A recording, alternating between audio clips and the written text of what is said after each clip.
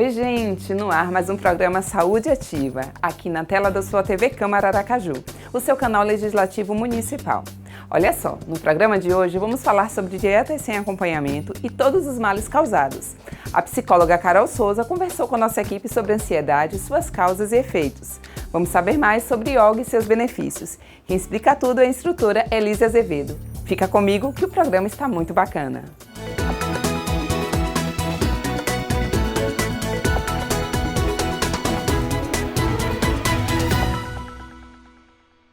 Quem nunca fez ou conheceu alguma dieta da sopa, da proteína, dos pontos do glúten ou que eliminam o consumo de determinado alimento e exageram na ingestão de outros? Dietas sem acompanhamento são restritivas e não levam em conta o estado de saúde, hábito alimentar e estilo de vida do indivíduo. O nutricionista Márcio Nascimento vai nos esclarecer quais as consequências e males causados por essa prática. Roda VT! Olá, eu estou aqui com o nutricionista Márcio Nascimento e a gente vai conversar sobre dietas sem acompanhamento. Existe uma série de riscos para as pessoas que fazem dieta sem acompanhamento de um profissional. Não é isso, doutor Márcio? Então, quais são esses riscos? Exatamente, querida. Quando a pessoa faz dieta sem acompanhamento de um profissional qualificado, ele está suscetível a várias doenças e ter vários riscos, como deficiência nutricional, déficit de alguns nutrientes, por seu cardápio ser um pouco restrito, certo? A pessoa pode ter também efeito sanfona, que a pessoa perde peso num determinado espaço de tempo e aí acaba ganhando o dobro da mesma quantidade de tempo. Além disso, tem doenças, né, que também podem ser desencadeadas em pessoas que fazem dieta sem acompanhamento, né? Quais são essas doenças, doutor Márcio? Exatamente. A pessoa pode gerar algumas doenças como bulimia, anorexia, pode gerar também compulsões alimentares. E essas doenças, elas são bem graves, né? Podem levar à morte? Exatamente, exatamente. Por ano, diversas pessoas morrem com essas doenças. Então, é bem importante a pessoa ter um acompanhamento com um profissional especializado. Doutor Márcio, eu já acompanhei assim, algumas amigas minhas que iniciaram dietas. Elas estavam até fazendo acompanhamento. Eu não sei se era com nutricionista, mas eu percebi a alteração de humor nelas. Realmente ficavam chateadas, algumas sem querer sair de casa, porque estavam deixando de comer o que gostava. Então, isso é saudável? Exatamente. Provavelmente elas queriam emagrecer, certo? E aí estava fazendo uma restrição calórica muito grande. Essa restrição calórica, ela sim mexe com o nosso humor, mexe com os nossos sentimentos e isso é bem normal. Porém, não é certo. Se elas estiverem fazendo um acompanhamento com um profissional qualificado, pode ter certeza que isso não vai acontecer. Eu sei que o senhor fez uma análise, né, durante 10 anos, de dietas da moda, não é isso? Então, qual o resultado dessa análise e quais são essas dietas da moda? Exatamente. Eu fiz uma análise durante 10 anos dessas dietas, certo? Onde no ano de 2009 começou esse modismo, certo? Onde a dieta da moda foi a ração humana. O que era essa ração humana? Essa ração humana era um suplemento em pó composto por alguns cereais. Continha também pó de guaraná e açúcar mascavo. As pessoas faziam algumas trocas na alimentação, trocava por esse suplemento e aí a curto período de prazo eles tinham sim emagrecimento, porém não era algo sustentável, certo? No ano de 2010 surgiu o chá verde, onde as pessoas também trocavam refeições pelo chá verde e aí consumiam ao longo de todo o dia esse chá. E a gente sabe que chá em excesso, ele é patotóxico. Então, sim, tinha o emagrecimento, porém também não era algo sustentável. Em 2011 surgiu a dieta sem lactose.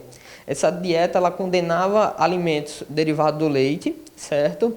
E aí também era algo que não se sustentavam, não era algo saudável, certo? Em 2012 surgiu a moda do suco detox.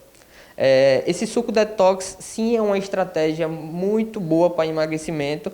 Porém, o nome detox não é tão simples assim de realizar esse detox apenas por um suco, certo? Em 2013, teve a dieta low carb. Poucas pessoas sabem, mas a dieta low carb ela é sim uma estratégia e não é bem uma dieta, e sim um estilo de vida low carb, onde as pessoas têm uma certa restrição de carboidrato, certo? E aí é uma boa estratégia, porém não é de eficácia para toda a população, e sim em determinados grupos. Em 2014 surgiu a água com limão. Algumas pessoas falavam que água com limão em jejum alcalinizava o sangue, e isso daí já decaiu, tem diversos estudos comprovando que isso não funciona, certo? Em 2015 surgiu a dieta sem glúten. O que é o glúten? O glúten, ele é uma proteína que contém no trigo, na cevada, e aí as pessoas tiravam isso aí, demonizavam o nosso querido pãozinho, e aí não tinha resultados com devida eficácia, certo? Em 2016 surgiu a dieta do HCG. O que seria essa dieta do HCG? Essa dieta do HCG primeiramente é um hormônio, e aí as pessoas faziam uso desse hormônio corroborado com uma dieta de 800 calorias. Então, é algo muito restritivo. Você vai ter resultados sim, porém você vai ter também danos à saúde, certo? Em 2017 surgiu o jejum intermitente, que por sinal é uma estratégia muito eficaz no consultório, e aí as pessoas não seguem os protocolos que tem de seguir, e aí não fica algo sustentável, certo? Em 2018 surgiu a dieta cetogênica, onde também é uma estratégia bem legal de seguir, porém as pessoas não sabem fazer esse tipo de dieta, não sabem seguir protocolos, e aí não fica algo sustentável também. E em 2019, está no auge agora a dieta flexível. Chega diversas pessoas no meu consultório dizendo: doutor, quero fazer a dieta flexível. Só que assim, é uma dieta onde você apenas preconiza os macros e não foca muito nos micros. Então você acaba tendo uma deficiência nutricional de vitaminas e minerais. Nós estamos falando de dieta com acompanhamento profissional. Então, falando disso, eu gostaria de saber quais são esses profissionais que podem acompanhar uma pessoa que está fazendo uma dieta, né, para que ela faça da maneira correta. Então, a elaboração de uma dieta, ela é exclusiva pelo nutricionista, porém tem alguns profissionais que podem nos auxiliar no tratamento, seja qual for o objetivo do paciente, certo? Temos uma equipe multiprofissional que acompanha aquele paciente, como um nutrólogo ajudando com algumas medicações, o psicólogo tem um papel importantíssimo aí nas pessoas que estão fazendo a dieta, temos um endocrinologista para os ajustes dos hormônios, e outros profissionais também que podem compor o nosso paciente, como o profissional da educação física, o fisioterapeuta. Ok, muito obrigada pela entrevista, foi bastante esclarecedora e eu espero que tenha ajudado vocês também. Agora vamos a um breve intervalo e não sai daí.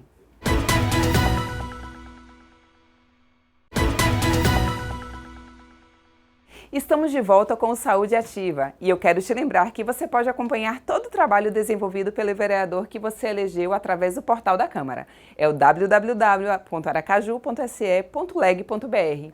Ah, e você sabia que é possível baixar o aplicativo TV Câmara Aracaju para iOS e Android e acompanhar toda a nossa programação de onde quer que você esteja? É muito fácil. A ansiedade já é considerado o mal do século. Mas como saber suas causas, sintomas e tratamento? A psicóloga Carol Souza conversou com nossa equipe sobre ansiedade, suas causas e efeitos. Roda a VT! Olá, eu estou aqui com a psicóloga Carol Souza e hoje vamos falar sobre ansiedade. É um mal que acomete muitas pessoas, não é isso, doutora Carol? Eu queria saber o que é a ansiedade. A ansiedade é uma emoção, né? Nós nascemos com todos os tipos de emoção. A emoção é o que move a nossa ação. Quando a gente fala de ansiedade, a gente fala da emoção de luta ou fuga. Então, existe um evento externo e a gente ou luta contra aquela situação ou foge daquela situação. E como é que pode ser diagnosticada a ansiedade? Muitos pacientes, às vezes, vêm com encaminhamentos de psiquiatra, né? Às vezes, um fator externo aconteceu, ele vai ao psiquiatra com alguns sintomas, do tipo palpitações, tremores, excesso ou falta de apetite. E aí, quando a gente vem para o consultório da terapia, a gente avalia alguns pontos e fecha essa conclusão. Doutora, dizem que como a depressão é excesso de passado, a ansiedade é excesso de futuro. Isso é verdade? Existe um pouco de verdade nisso, né? O que é que acontece? Muitos pacientes que trazem ansiedade, eles estão sempre no pensamento além. sempre no pensamento no futuro, no e se chover, e se fizer sol, antes mesmo de vivenciar a situação. Então, ele está lá, no futuro, muito mais assim. Então, ele não vive o aqui e agora. Então, a gente precisa trazer esse paciente para o aqui e agora, trabalhando as variações que podem acontecer no futuro. Ok, doutora. Então, como tratar a ansiedade? Porque tem tratamento para isso, não é? Sim, sim. Muitas vezes o paciente consegue ser tratado apenas com a terapia, né? Só com um acompanhamento psicológico. Então, a gente vai estruturar esse paciente para ele focar no aqui e agora, no presente. Trabalhar com ele as possibilidades que vão ter no futuro, mas focar no aqui e agora. Existe também alguns pacientes que precisam a mais da terapia, então eles precisam do complemento de um fármaco. Então, a gente tem a parceria sempre com o psiquiatra para trabalhar com ansiolíticos, ao depender do paciente. Ok. Doutora, a ansiedade, ela acomete também crianças e adolescentes, não é isso? Como diagnosticar a ansiedade nessa faixa etária? Sim, acomete também crianças e adolescentes. Existe uma variação quando a gente fala de crianças e adolescentes, até por conta de biologicamente eles não estão totalmente formados. Existe uma parte do nosso cérebro chamado pré-frontal, que é o responsável pelas nossas emoções. Como eu falei, a ansiedade é uma emoção. Então, como esses adolescentes e crianças não estão totalmente estruturados, é um pouco mais delicado de tratá-los. Então, a gente vai trabalhar um pouquinho o que seriam essas emoções, para eles perceberem qual é a emoção que está sentindo e como reagir àquela emoção. Doutora, e como prevenir a ansiedade em crianças e adolescentes? Pode ser através de alimentação ou de terapia mesmo, ou de exercícios? Como é essa prevenção? Quando a gente fala em crianças, né, bem como em adultos, a gente sempre vai pelo caminho da uma alimentação saudável, regulação do sono, atividade física e o conhecimento. Quando a gente tem conhecimento de como nós somos, então a gente tem uma preparação para reagir a determinadas situações. Então, se torna mais fácil. Ok, doutora. E o tratamento da ansiedade em crianças e adolescentes é um tratamento diferenciado? Existem algumas variações, bem como por conta da formação. Então, a depender da criança ou adolescente, ele precisa também do uso de um fármaco. Outros não. Outros, por conta dessa estruturação, né, dessa não formação ainda, porque é um processo biológico, a gente consegue estruturar na terapia, fazendo com que ele conheça assim. Ok, doutora, muito obrigada. Então é isso, vamos praticar mais atividade física, vamos se conhecer melhor, ter um pouquinho de mais calma também, procurar um terapeuta quando preciso, né? E cuidar da saúde, não é isso, doutora Carol? Isso mesmo. Fazer alguns exercícios de respiração, tentar observar melhor como é que seu corpo reage, se ele está dando alguns sinais, se ele acelera um pouquinho em algumas situações. Vamos tentar desacelerar um pouquinho para viver bem. Ok, muito obrigada, doutora. Bem interessante. Vamos a mais um intervalo e na volta teremos um bate-papo sobre yoga e seus benefícios. É bem rapidinho, não sai daí não.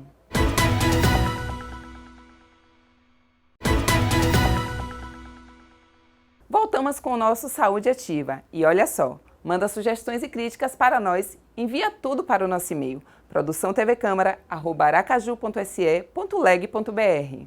A yoga é uma atividade originária da Índia e une aspectos físicos, emocionais e espirituais e não traz apenas o bem-estar do corpo. Quem vai nos explicar tudo é a instrutora de yoga, Elise Azevedo. É com você, Moema Lopes.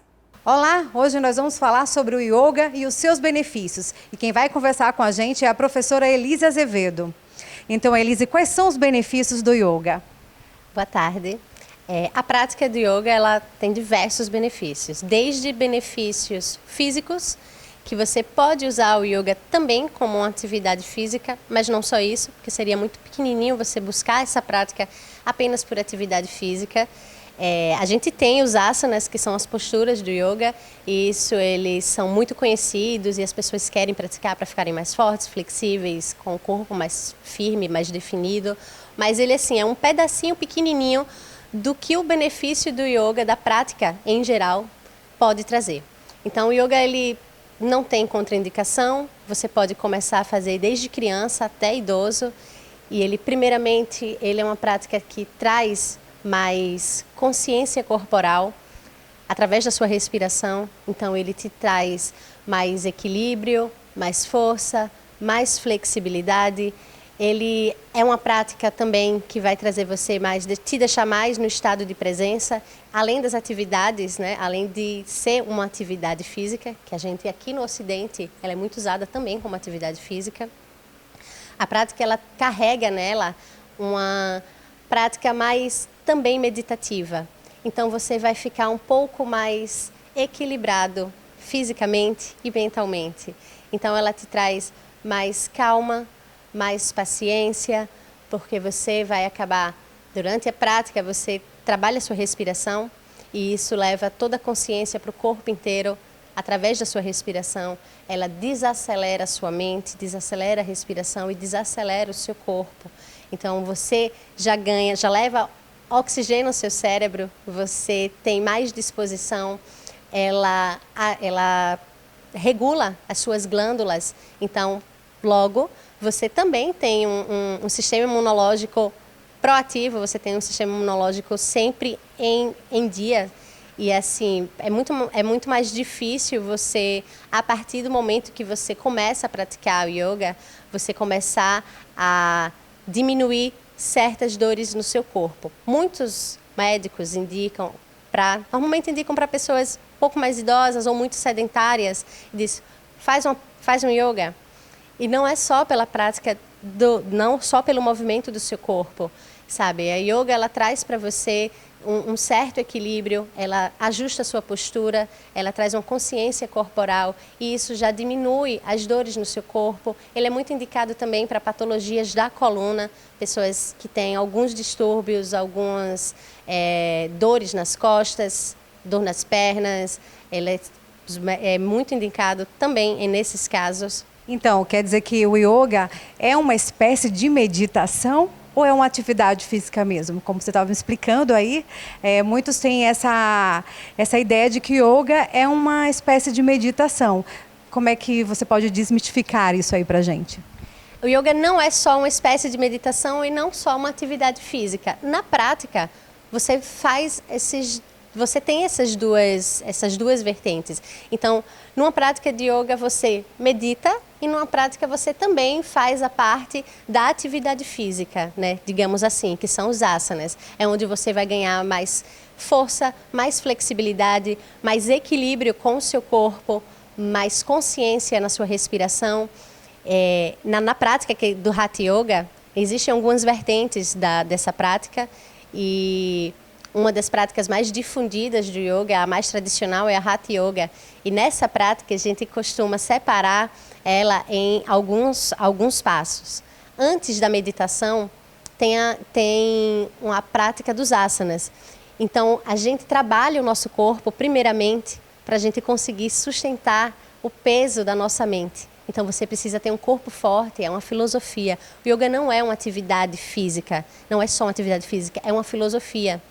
E assim, através dessa filosofia, você alcança esse estado de meditação, você alcança um corpo mais firme, e isso não quer dizer que um corpo forte seja um corpo magro, que seja um corpo preparado, né? Um corpo socialmente aceito. O yoga é para todo mundo, independente de você ser criança, idoso, de você ser gordinho, de você ser muito magrinho.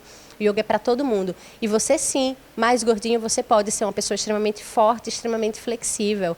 Consequentemente, a prática pode trazer para você um pouco mais de... Você pode acabar perdendo peso, mas não é a indicação de yoga para você perder peso. Na prática, isso pode acontecer com algumas pessoas e com outras não. Isso não vai interferir em nada, você vai continuar sendo uma pessoa forte, você vai continuar tendo flexibilidade, consciência corporal, respiratória. E a meditação, ela está dentro dessa prática, assim como os asanas, que são as práticas da atividade com o corpo. Então, a gente trabalha o nosso corpo para deixar ele forte, deixar ele flexível, para ele sustentar esse peso da nossa mente, para a gente ter um corpo forte para aguentar essa mente que carrega coisas mais pesadas, a gente tem mais flexibilidade com as nossas ações, com as nossas palavras, mais flexível com a gente, mais forte com a gente, e isso reflete no próximo. Então, assim, a partir do momento que você começa a praticar yoga, você, mesmo que você não seja assíduo na prática, mesmo que você não faça ela todo dia, ou comece a praticar e interrompa por algum motivo, desde o primeiro instante que você entra na prática, ela não vai sair de você. Então você já carrega a semente do yoga com você.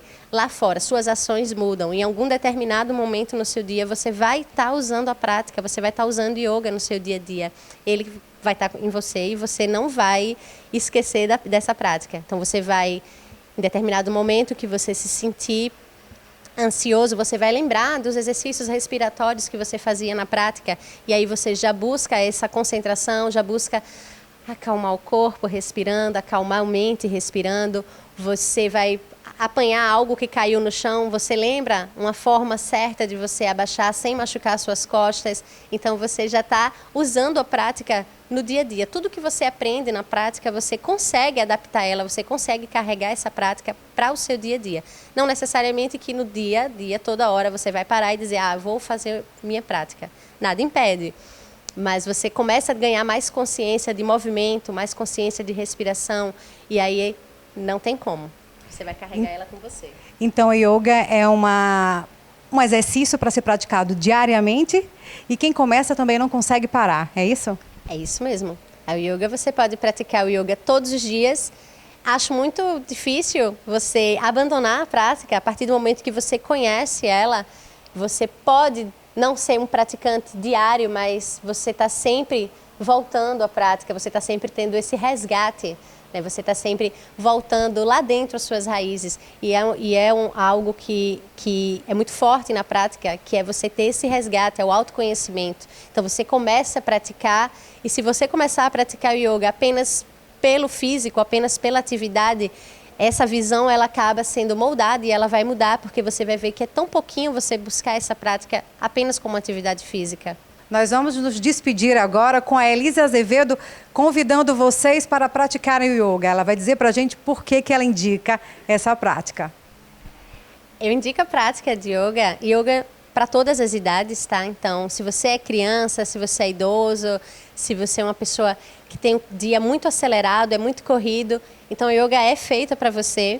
É uma prática que vai trazer um equilíbrio para o seu corpo, um equilíbrio, você vai equilibrar essas, digamos, as energias do seu corpo. Então, se você se sente muito letárgico, se você se sente muito ansioso, se você é uma pessoa extremamente acelerada, yoga vai trazer para você esse desacelerar o seu corpo, a sua mente, sua respiração. Ele é muito indicado também, muitos médicos indicam a prática para pessoas que estão em tratamento de ansiedade, psicólogos, psiquiatras indicam e associam a prática com outras terapias. E aí você que sofre de ansiedade, você pode praticar, você deve praticar yoga e você vai se sentir assim, bem melhor. É uma prática também que traz um benefício físico, você vai começar a sentir o seu corpo mais forte, mais preparado para o seu dia a dia, mais flexível. E você acaba se tornando, porque a flexibilidade ela vai além do nosso corpo, você acaba tendo uma mente mais flexível, palavras, você tem as suas ações mais flexíveis e isso é extremamente importante. Você é uma pessoa que acaba se tornando, aceita melhor seus pensamentos, você aceita melhor o próximo. Então é um reflexo, você consegue refletir tudo que você carrega com você durante a prática, do que você aprende com o próximo. Então, consequentemente, você se torna uma pessoa melhor para você e melhor com o próximo. Então, sim, o yoga é só amor na vida. Obrigada, Moema. Gente, o Saúde Ativa chega ao fim. Mas não esqueça que temos um encontro marcado toda semana aqui na sua TV Câmara. Mas antes, deixa eu te lembrar mais uma vez que você pode baixar o aplicativo TV Câmara Aracaju para iOS e Android e acompanhar toda a nossa programação. Fique com Deus e até semana que vem. Tchau, tchau!